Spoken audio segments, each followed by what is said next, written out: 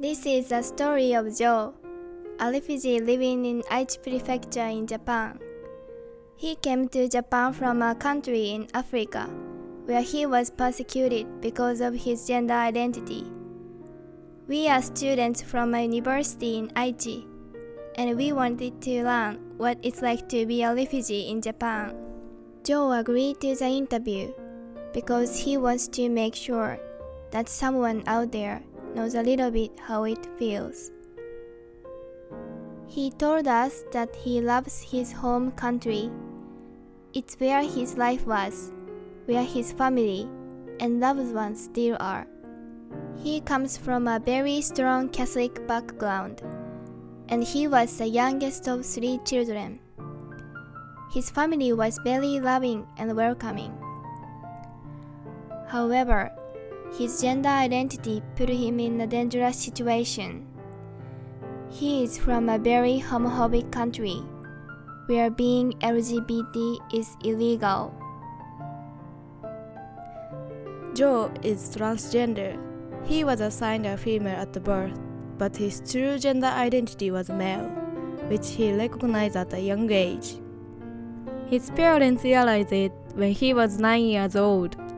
His mother was concerned and took him to the hospital. Luckily, the doctor said that there was no problem and he was able to have a normal childhood. His parents protected him and he went to one of the best universities in the country.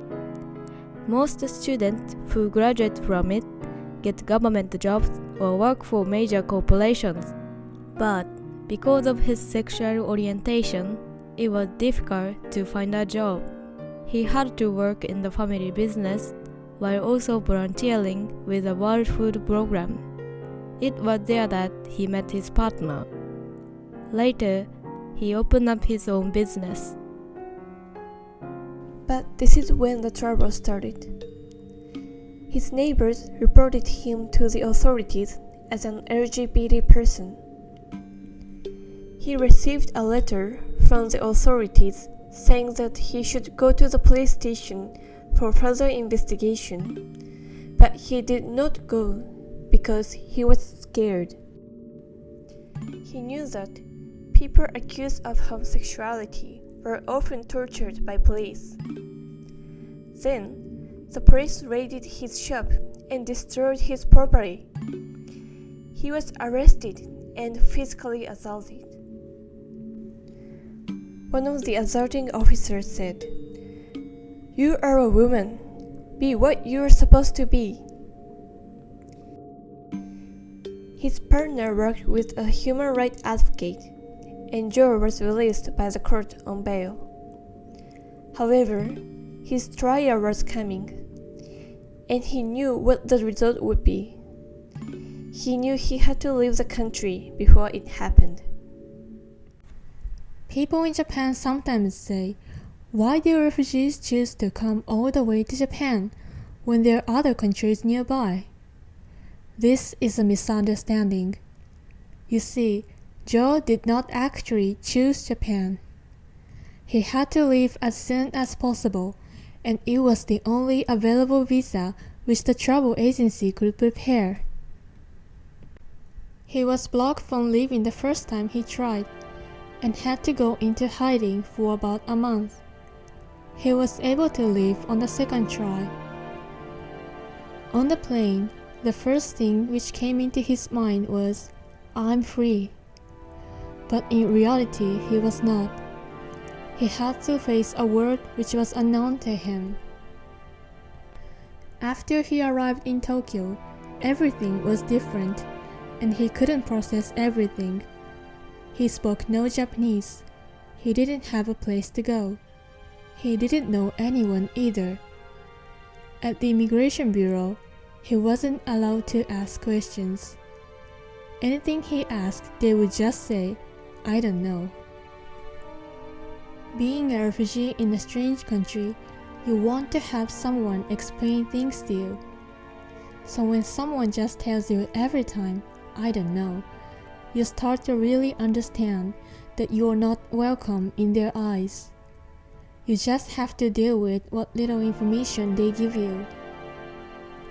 He had no place to stay and was forced to move around while communicating with volunteer groups by phone. He was introduced to a temple in the Nagoya area and he stayed there for 6 months. During that time, he was also able to get in contact with the refugee support organization Door to Asylum Nagoya or DAN through the temple. However, he couldn't go out. He didn't have health insurance and was not allowed to work. He started to get deeply homesick and depressed. However, through the help of Dan and the temple group, he was able to get treatment. These days, he's been moving from place to place due to the pandemic. He spends a lot of time by himself, whereas in his home country, he was always among family and friends. At the moment, it's difficult to contact his family in his home country. He thinks about home all the time. He misses his mom. He's allowed to do some kind of part-time jobs now, like cleaning jobs. Right now, he's trying to look for a new job, while also trying to prepare the documentation for refugee status. Sometimes it's really hard to get a job because of the language barrier. He's studying Japanese via the internet, but writing kanji is still difficult.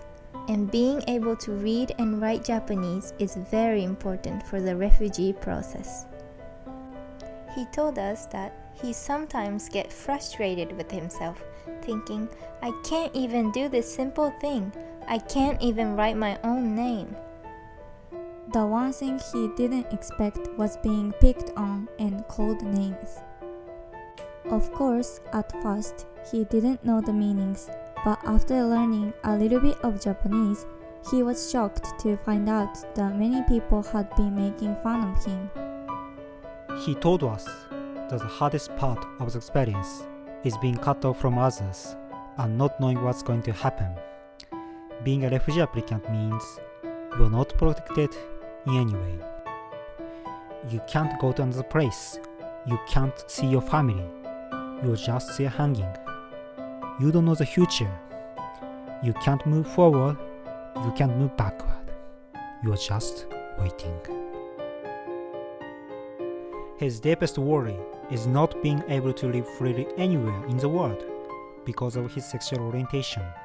The Japanese acceptance rate of refugees is extremely low, and if Japan turns out to not accept him, he has no idea where he could go. His mental health isn't good because of all the things he's dealing with, his mind and body, his place, waiting for the refugee results, and not knowing what will come. He expressed it this way: if I'm sent back to my country, I will be killed, but if I stay in Japan like this, I will be killed mentally. There has been one good experience here though. He's receiving hormone therapy to transition from female to male. This is something he's always wanted, and he's been able to start it here in Japan. This is an opportunity he couldn't have had in his home country, so right now he wants to focus on the treatment and have his surgery done. He hopes to one day return to his country and be accepted for who he is, to get married to the person he loves, and live happily with his family.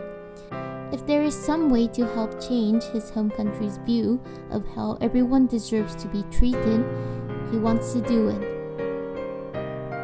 He also hopes that his story will help people in Japan see refugees differently and think about if there is anything anyone can do to make refugees feel at home, away from home.